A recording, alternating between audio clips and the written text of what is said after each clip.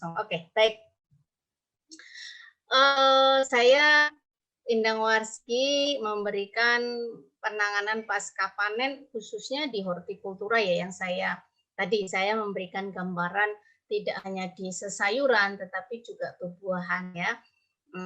Sebenarnya mirip sih dalam penanganan pasca panennya ya, karena itu kan produk yang terus melakukan respirasi walaupun sudah dipanen. Oleh karena itu di dalam penanganan itu lebih khusus dibandingkan dengan produk-produk yang awetan gitu ya. Lanjutnya, Mas. Bisa di slideshow nggak ya?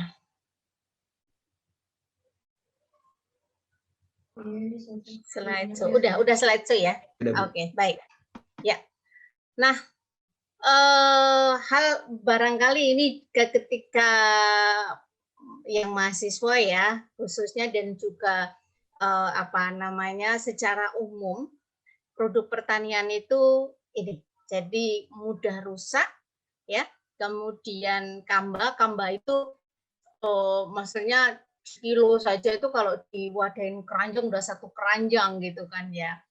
Kemudian harganya yang murah ya dan musiman. Ya.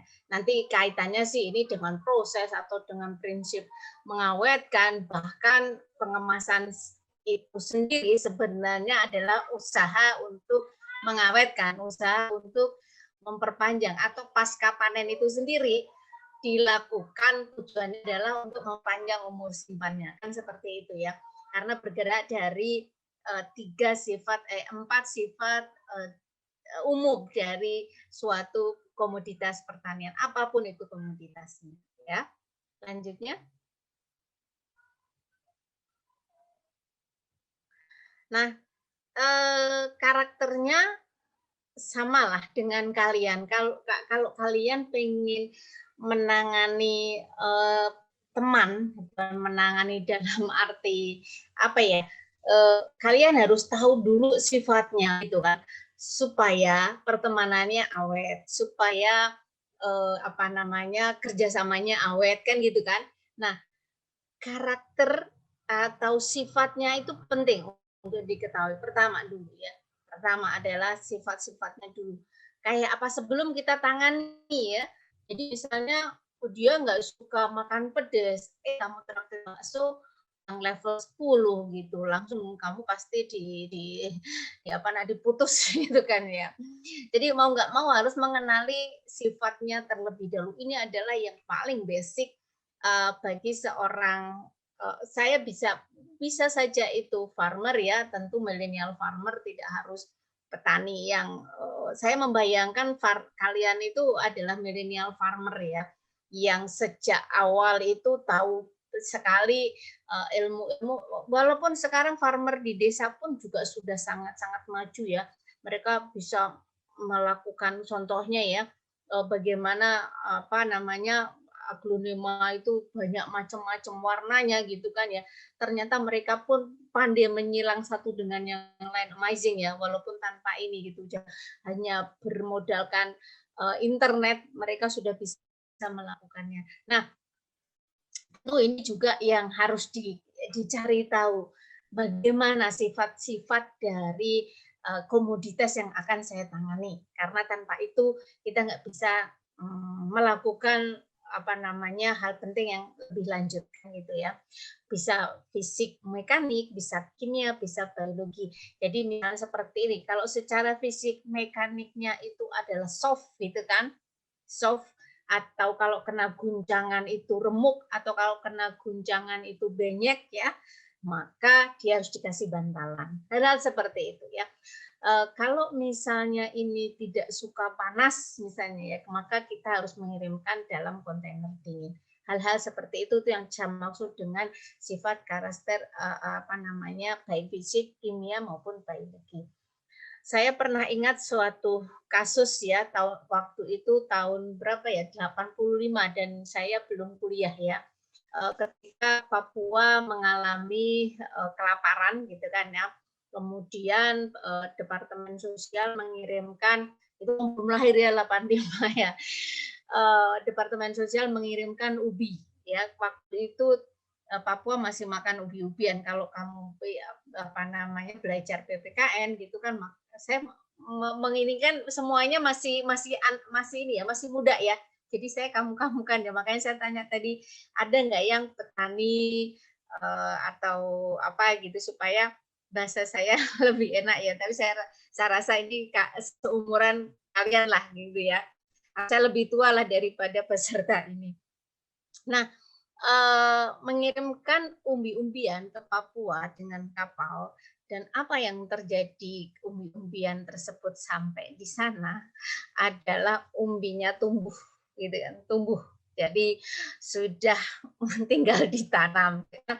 Dan kamu tahu sendiri kalau umbian itu bertunas, maka gitu kan asam manisnya akan hilang ya.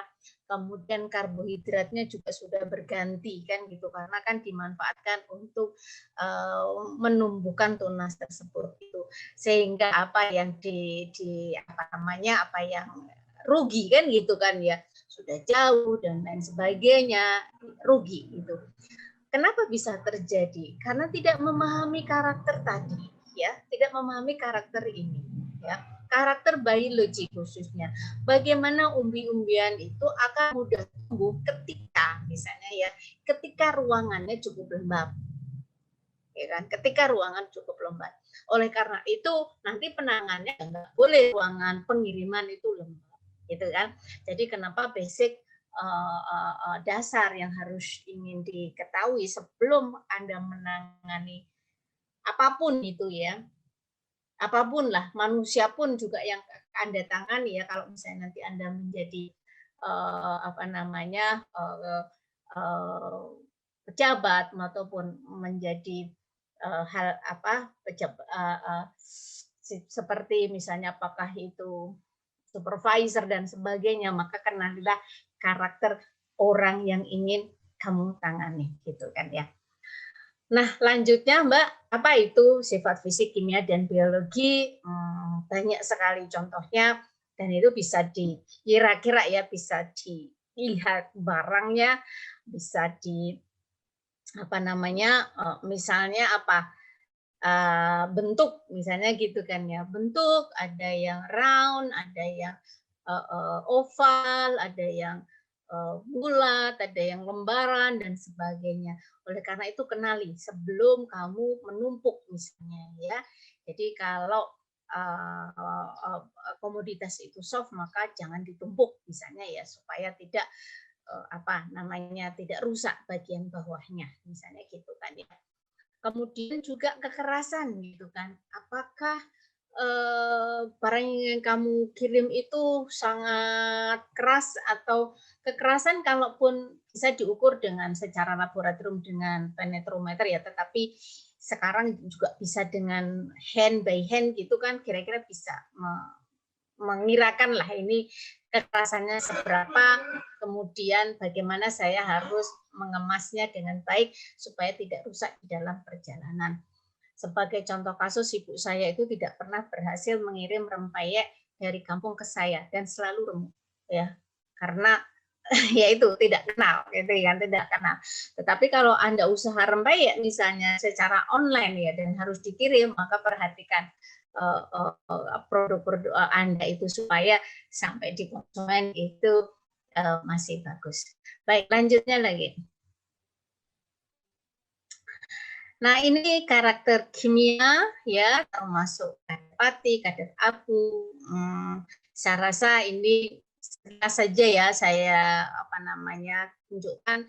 Intinya adalah karakter apa saja yang ingin kamu harus ketahui supaya bisa menangani komoditas baik itu sesayuran atau buah-buahan atau produk awetan yang baik sehingga bisa sampai ke destinasi dengan selamat ya. Lanjutnya. Oke, lanjutnya lagi. Baik, ini saya bikinkan bagan ya, bagaimana sebenarnya aliran ya aliran dari farm sampai ke retailer. Kalau kalian mau main sampai retailer itu bisa Giant, bisa Transmart, atau wholesaler yang lain ya. Kemudian ada juga yang hanya sampai rural market misalnya ya, atau pasar tradisional, silahkan. Ada juga yang harus di packing house. One thing yang sangat penting kamu ingat adalah di setiap station ini kamu melakukan storing. Ya, even 1 jam, 2 jam, 3 jam, ya. Dan itu adalah kerugian. Kenapa saya bilang kerugian? Karena selama storing, ya, produk itu melakukan, apalagi di sini bahasanya adalah sayuran organik. Bahasanya adalah komoditas-komoditas yang hidup, yang masih hidup walaupun sudah dipetik. Artinya masih mengalami proses respirasi, masih mengalami proses transpirasi. Ya, seberapapun cepatnya barang itu kamu kirimkan, bahkan dalam pengiriman pun dia masih terus bernafas, ya, masih terus mengalami metabolisme.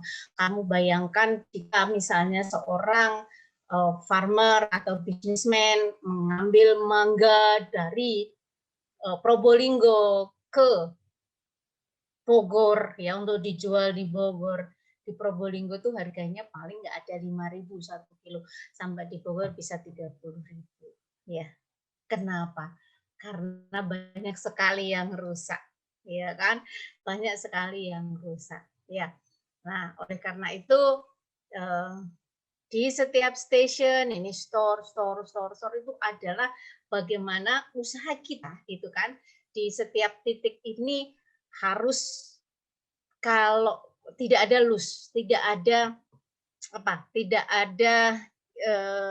kehilangan ya, baik itu kehilangan air, baik itu kehilangan karbohidrat, inginnya adalah sama seperti ketika kita petik, kan gitu ya. Ya, oke, lanjutnya. Nah, ini adalah contoh kehilangan pasca panen ya, yang sering terjadi di dalam praktek mulai dari kebun sampai di market. Ya.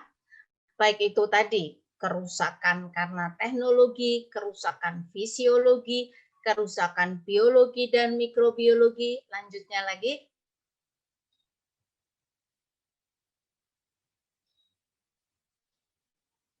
Kerusakan mekanis, ya, bahkan kerugian karena faktor sosioekonomi.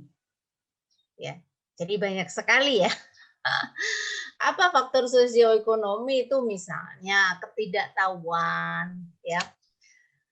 Jujur kalau Anda ini pasti sudah mengalami kelas offline di dermaga ya. Setiap sore Anda pasti lihat truk pickup atau mobil pickup membawa sayuran dari Liuliang atau Jasinga menuju ke pasarannya. Apa yang kalian lihat? Ditumpuk saja ya, daun singkong misalnya kan ditumpuk saja gitu, atau cabai dikemas di dalam plastik yang besar itu ya, yang dari tanpa lubang, tanpa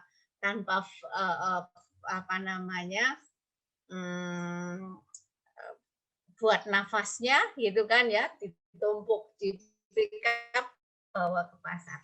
Itu adalah salah satu bagaimana faktor sosial ekonomi juga bisa mengaruhi gitu kan kehilangan dari panen. Ya, kehilangan itu duit, kehilangan itu adalah uang, ya, kehilangan itu uang. Lanjutnya. Ya, ini salah satu contoh. Saya lihat gambarnya saja langsung, Mbak. Langsung saja ke gambar. Oke. Ini contoh jeruk. Ya, jeruknya itu dari kebun tuh bagus sekali ya. Sampai di pickingnya pakai hand picking gitu kan. agar tidak menyentuh tanah sampai gitu kan ya. Kemudian di grading ya kan, kemudian dipisah-pisahkan. Tetapi apa di setiap station? Coba lanjut lagi. Oke, di marketing, di storaging, terus kemudian, nah ini beberapa kerusakan yang ditemukan. Ya, walaupun tadi ya dari awal itu kita sudah melakukan hal yang yang sangat hati-hati gitu. Tetapi di dalam perjalanannya sampai konsumen itu ditemuinya seperti ini, ya. Misalnya apa? Ini mechanical injured. Artinya apa? Kena tergencet sesama temennya bisa. Misalnya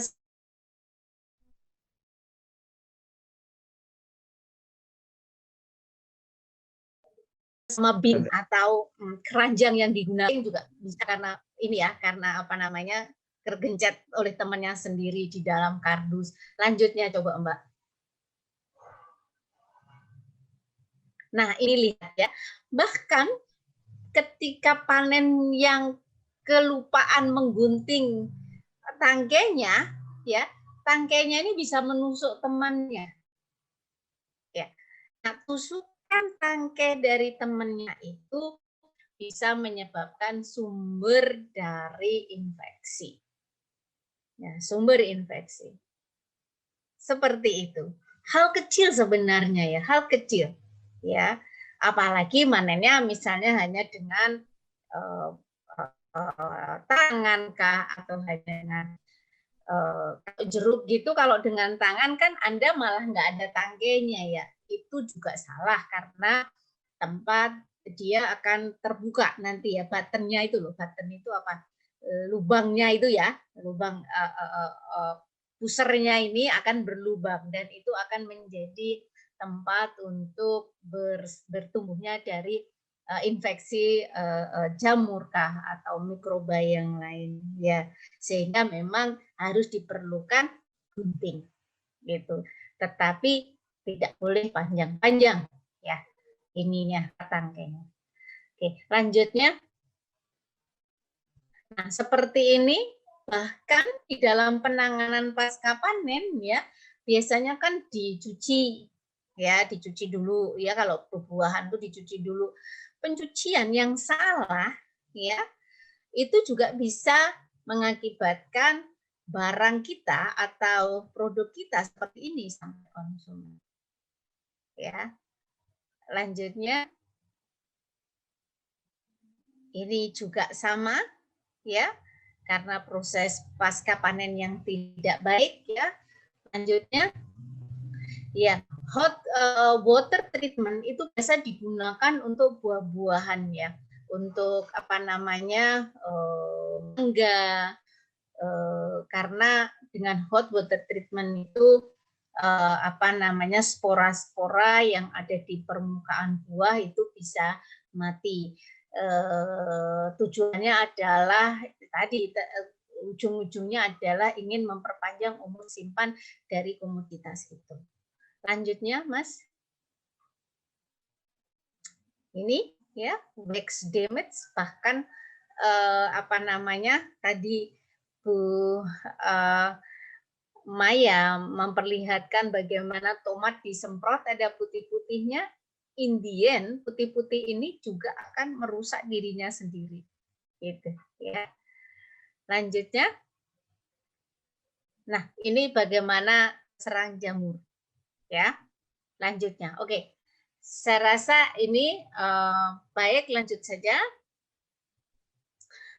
So, bagaimana kita harus menangani kerusakan tadi? Saya sudah perlihatkan ternyata penanganan itu salah satu contoh. Tentu kasusnya banyak ya. Tentu kasusnya banyak. Nanti bisa dikembangkan sendiri ya jika memang Anda ingin bergerak di bidang itu. Nah, saya ingin menyoroti bagaimana kemasan ya bisa membantu kita untuk mengawetkan bisa saja sebagai pengawet ya, tetapi bukan chemical.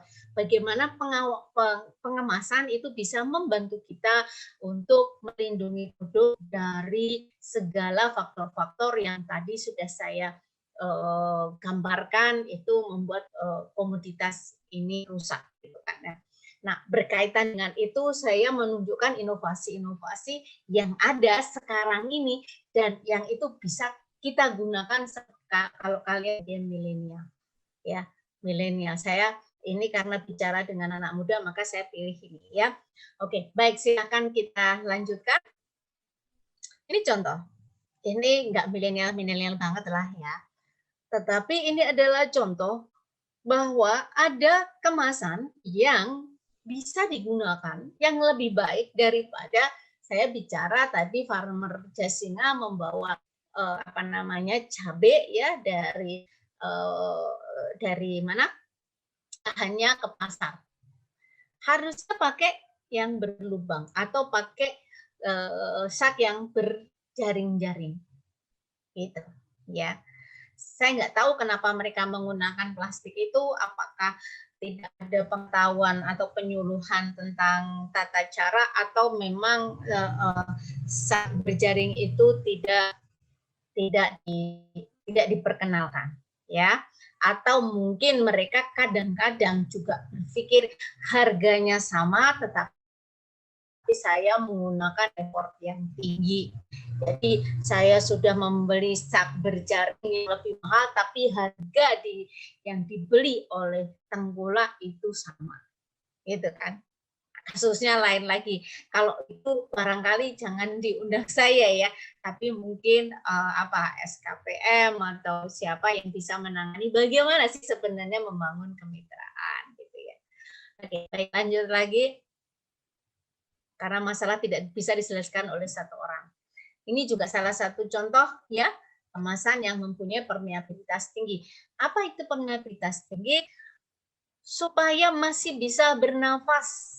Karena cukup penting dia masih bisa bernafas walaupun dia ditransportasikan, walaupun dia disimpan, dia masih tetap ingin bernafas. Dan itu adalah karakter komoditas segar yang kita bicarakan pada siang hari ini. Ya, lanjutnya lagi. Bisa kemasan vakum. Kenapa bisa kemasan vakum? Ya, waktunya masih 5 menit. Baik, saya akan kemasan vakum itu akan membantu ya. Bu, tadi katanya harus bernafas dengan baik gitu. Kalau kemasan vakum kenapa bisa digunakan juga gitu? Sebenarnya ada beberapa produk yang harus terlindungi dari oksigen karena dia mudah berwarna ya. Artinya misalnya jagung, kalau kamu biarkan saja maka warnanya akan coklat, tidak bagus lagi. Sehingga sebenarnya paparan oksigen tadi balik lagi ke karakter dari produk tersebut. Ya. Karena dia tidak mau oksigen terlalu banyak, maka oksigen kita batasi supaya warnanya tetap bagus sampai dikonsumsi. Lanjutnya lagi coba. Lanjut.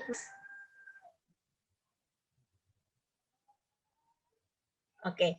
Pasti Anda kenal jamur ini, ya. Mereka expired date-nya itu 2 minggu. Coba iseng beli, ya. Kemudian sampai rumah, kamu buka plastiknya, atau dipotong aja ya, dipotong aja ujungnya, masukkan ke kulkas. Walaupun di sini juga di kulkas sama-sama ya, suhunya sekitar 15 atau ya bawah 15 lah ya. Tapi di atas 10 5 derajat di sini tertulis. Apa yang terjadi ketika plastiknya itu kamu potong, maka gitu kan, besoknya ini pasti sudah coklat dan kalau kamu nggak langsung masak akan cepat busuk. Berbeda dengan aslinya yang tertulis expired date-nya 2 minggu. Kenapa bisa seperti itu? Karena ini menggunakan kemasan yang dinamakan dengan atmosfer termodifikasi. Ya. Jadi bagaimana kemasan itu bisa membantu suatu komoditas itu hidup lebih lama. Ya. untuk hidup lebih lama. Oke, lanjutnya lagi. Ini ya, anti fogging. Orang kalau mengemas buah-buahan atau sayuran dalam plastik seperti orang Jasinga tadi, dia akan mengembun, ya. Embunnya itu akan, karena sebenarnya dia masih respirasi, masih menghasilkan uap air ya, H2O. Embunnya nanti itu akan mengumpul di bawah dan itu adalah potensi sebagai sumber dari ini mikroba ya. Nah, ada satu jenis inovasi yang disebut dengan plastik anti fogging ya. Even kamu letakkan di situ, maka dia tidak akan mengembun. Ya, namanya mikroporus. Jadi sebenarnya plastiknya sih tebal-tebal juga, tetapi di situ ada mikropori gitu kan. Jadi ada porinya yang ukurannya sangat mikro yang tidak bisa dilihat ya.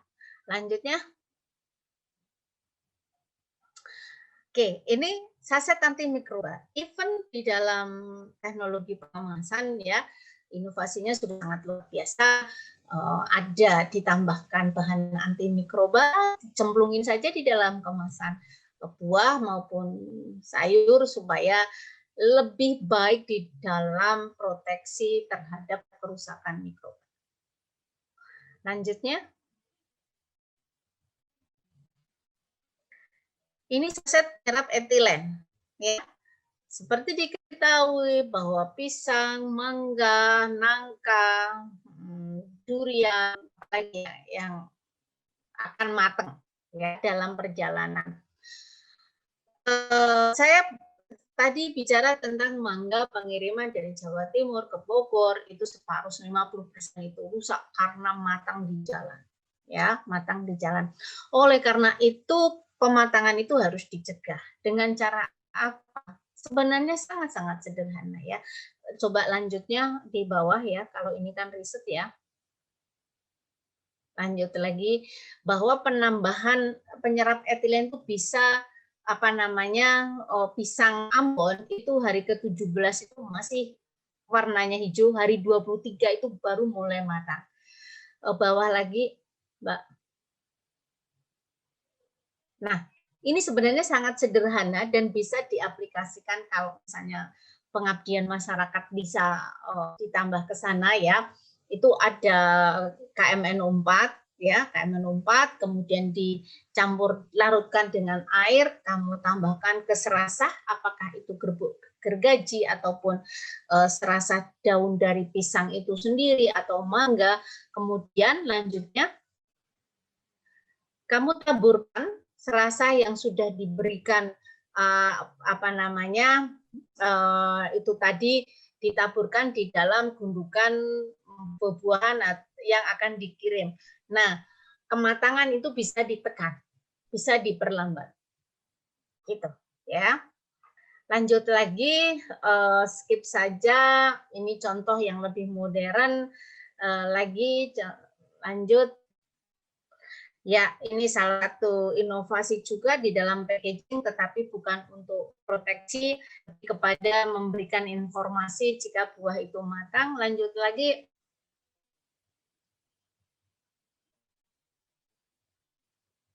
Sama ini memberikan informasi kepada pengguna bagaimana produk ini masih rusak atau sudah baik. Lanjut lagi. Nah, yang cukup penting sebenarnya ini adalah potensi untuk suatu milenial menjual menggunakan QR code untuk produknya, di mana QR code itu kamu bisa berbicara terhadap konsumen. Di QR code itu kamu bisa langsung akses ke web, jadi web itu kamu bisa menjelaskan narasi yang kamu inginkan. Misalnya seperti kacang panjang ini ya, kalau kita handphone yang baru itu selalu sudah attach ke QR code ya. Jadi tidak masalah ketika kamu scan, bisa kamu cerita tentang kacang panjang ini, apalagi tadi klaim organik yang kita sertifikasi mahal, maka mungkin kamu bisa menceritakan nasinya itu di website kamu dengan gambar-gambar petaninya, lokasinya, bisa juga video bagaimana menanam ini kacang gitu ya. Jadi kacang tidak hanya bentuknya hijau kemudian panjang, tetapi kamu menambahkan value atau konsumen itu memberikan value yang lebih dari hanya sekedar kacang bungkus ini, gitu kan. Dengan QR Code kamu bisa memanfaatkan itu. Lanjutnya, ya saya rasa itu yang bisa saya berikan. Kita bisa diskusi sesuai dengan bagian mana yang membuat penasaran atau mana yang ingin penjelasan lebih lanjut. Begitu, terima kasih. Saya kembalikan ke MC. Baik, Ibu, terima kasih kepada Ibu Dr. Endang Warsiki, STPM SI, atas ilmunya yang sangat bermanfaat. Baik, setelah ini ada sesi tanya-jawab selama 10 menit. Untuk Bapak, Ibu, dan teman-teman yang ingin bertanya, bisa menuliskan pertanyaannya langsung melalui kolom chat, atau bisa menyalakan audio dan bertanya langsung kepada Ibu Endang. Baik, sudah masuk pertanyaan pertama. Selain untuk melindungi produk, kira-kira sebesar apa pengaruh kemasan ke peningkatan harga produk pertanian? Bagaimana Ibu Endang? Baik. Mau dijawab atau? Oke, saya ke Mas Abdurrahman Salim ya. Mas Rahman, tentang kemasan, bagaimana sebenarnya kemasan yang bagus itu juga akan meningkatkan harga. Saya rasa semua orang itu paham ya, bagaimana Jepang ya dengan kemasan yang unik-uniknya itu membuat harga butir coklat bisa sangat mahal sekali ya. Jadi kemasan adalah tentu pertama adalah fungsinya tidak hanya proteksi, tetapi sebenarnya juga ada 4 fungsi dasar dari kemasan, adalah wadah, kemudian proteksi, kemudian promosi, dan kemudian mempermudah transportasi. Nah, yang Mas lakukan ini adalah fungsi kemasan sebagai promosi. Salah satu contoh tadi adalah kacang panjang. Kalau misalnya kacang panjang tadi hanya dijual dalam bentuk diikat saja, berapa kira-kira? Saya rasa tukang sayur mungkin hanya bisa memberikan dengan barang yang sama ya, paling 3.000 ya. Oke, 3.000. Kemudian ke Mas Rahman kemas ya dengan baik, akan up. Walaupun harga kemasan itu sendiri juga menambahkan ongkos, tapi Mas Rahman bisa menjual 2 kali lipat dari situ. Ya, padahal harga kemasannya hanya 500.000 misalnya, tetapi Mas Rahman bisa menjual 6.000. Kira-kira gainnya bisa menambah 2.500, ya kan? Nah, kemudian Mas Rahman tambahkan itu QR code gitu kan ya. QR code apa bisa meninggikan lagi harganya ya, karena orang tahu ceritanya. Apalagi tadi mau mengekspos organik dengan sertifikasi yang mahal, ya kan? Saya ingin memakan organik tapi saya nggak percaya. Tapi Anda tulis tuh di situ, oh ini tadi ya, misalnya ditanam tanpa pestisida dan sebagainya. Atau Anda mengundang saya untuk, oke kalau Ibu nggak percaya ke tempat saya aja.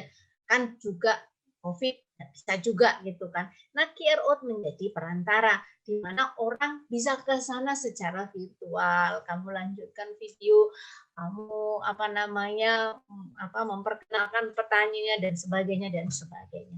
Itu bisa menambah lagi harga dari produkmu. Kira-kira gitu ya peranan kemasan ya. Jadi walaupun nggak usah desain, tadi kemasan kacang itu kan nggak usah desain yang baik ya, nggak usah yang desain yang baik, dia expose kemasannya secara natural, dia ceritakan, dia komunikasikan dengan websitemu yang kamu langsung attach ke QR code-mu, gitu ya. Jadi kira-kira seperti itu. Jadi jangan takut bagaimana kemasan itu ya bisa meningkatkan nilai tambah, bisa meningkatkan harga, bisa meningkatkan gain, dan yang lebih penting fungsi dari kemasan karena bisa memproteksi lebih baik, maka produkmu akan lebih banyak sampai ke destinasi tujuan tanpa rusaknya lebih sedikit gitu ya. Artinya bagaimana? Kalau misalnya tanpa dikemas rusaknya 50%, tetapi dengan menggunakan kemasan yang baik ya, treatment yang baik, maka mungkin kamu bisa menyelamatkan 30%-nya dari 50% tersebut. Itu kan juga money, kan gitu kan? Itu juga uang dan itu adalah keuntungan bagi bisnismen ya. Tentu ketika itu untung, maka petani akan saya nggak tahu apakah keuntungan itu hanya di middle yang memperdagangkan atau kamu bagi ke petani gitu kan. Itu lain soal barangkali harus diundang orang yang lain ya kalau bicara tentang itu. Nah, kemudian Mas Rizky, untuk pertanian rumahan skala kecil, minimum untuk penyimpanan pasca panen seperti apa? Oke. Rumahan kecil untuk dijual atau untuk makan sendiri atau untuk tetangga. Ya. Tentu kalau untuk skala kecil, saya bayangkan gini aja deh. Ini adalah untuk tujuan diperdagangkan ya. Sebenarnya sekecil apa? Katakanlah misalnya ya saya bisa menghantar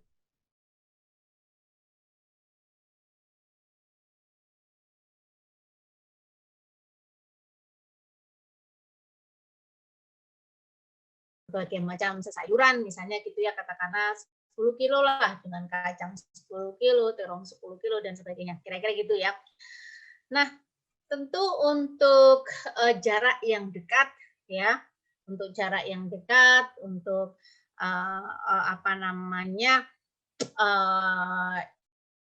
pengangkutan yang tidak terlalu banyak, tidak perlu complicated ya, pengemasannya, tidak terlalu complicated. Dan saya rasa gitu kan ya, kriteria minimum sih apa namanya, itu masing-masing orang punya ini ya, tapi saya bayangkan begini, 10 kilo terong, 10 kilo, atau katakanlah 10 item, 10 kilo di pasar 10 kilometer dari rumah misalnya gitu kan ya. Tentu tadi pengemasannya tidak perlu complicated, bahkan misalnya ya Anda apa namanya bisa langsung menghantarkan dengan hanya menggunakan kemasan cling wrap misalnya gitu kan ya. Kemudian apalagi kemasan berlubang gitu tanpa harus melakukan tambahan saset antimikroba dan sebagainya karena itu kan tidak diperlukan. Kita tidak perlu mentransportasikan dalam waktu yang jauh.